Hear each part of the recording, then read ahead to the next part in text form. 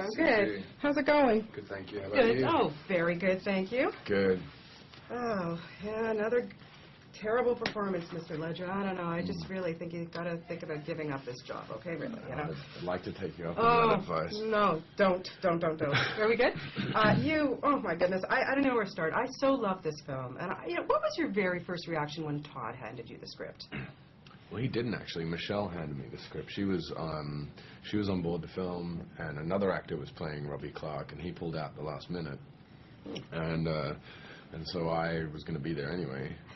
So I put my hand up in the air and asked to be in it, and then Todd kind of considered it, and we met, and it went from there. But yeah, my first impressions of the story, of the script, was that it was super ambitious, but highly respectful of Bob Dylan. Oh, yeah.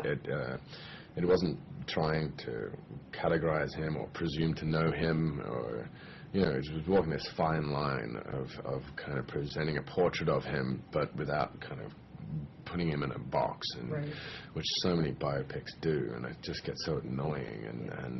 Well, he really got to the essence of Dylan, I think. Yeah, in it felt like it, and it's hard to put a thumb on exactly how he got to an essence of him, because it's so scattered. But you do walk out with something. I totally agree with you. Yeah, and you had to play more. You didn't have to look like him or really sound like him, even though you did work on your accent a bit. But you had to do the personal essence of Dylan. Difficult, challenging, daunting?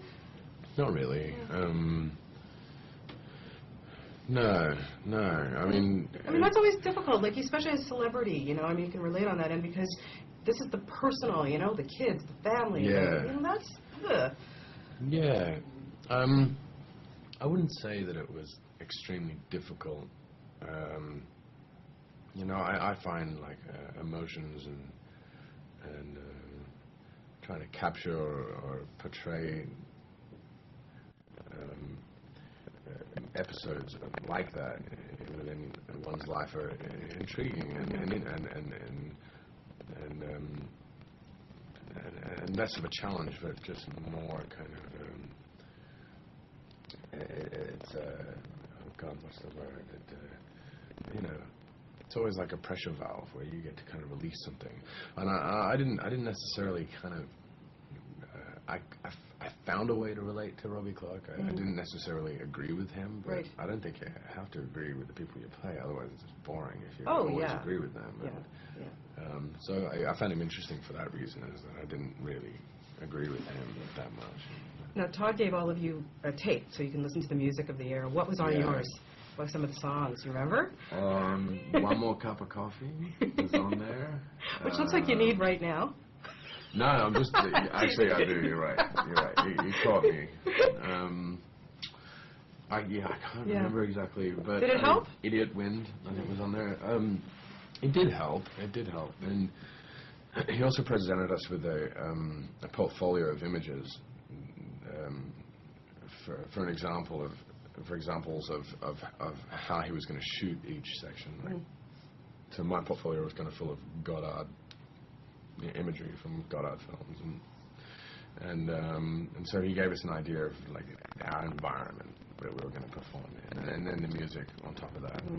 And he played music a lot on set as well, which was really a really lovely way to work. Like, a lot of the time we didn't have dialogue in most of the scenes, and so he just played music while we were acting, and it was lovely. Like, everyone, the camera, the dolly, the performances, the extras, the trees, everything be synchronized through the music. Very cool. Very quickly, I have to ask you, Heath, very quickly. Everyone I've spoken to who's working on Batman says you are it. Has it been a childhood dream to play the Joker? Kind of. I remember seeing Jack Nicholson and thinking that he looked like he was having so much fun playing that, and if it was Tim Burton doing the Batman film again, and he asked me to play the Joker, I probably wouldn't have done it, because it would have meant having to fill Jack's shoes, which is impossible, because he was brilliant and perfect in Tim's style of Batman. But yeah, when Chris asked me to be a part of this film, he had already I already knew the world he'd created because I'd seen Batman Begins, and so I knew that it was open to a fresh interpretation, and it just made complete sense. I knew exactly how to do it the second he asked me, and yeah, it fit like a glove. It was fun. Cannot wait to see that. I'm so excited. Best of luck to you. We're so Thanks great a lot. in this. Thank you. So great. Yeah, I was talking to Michael Caine at the film festival, and he said, you scared the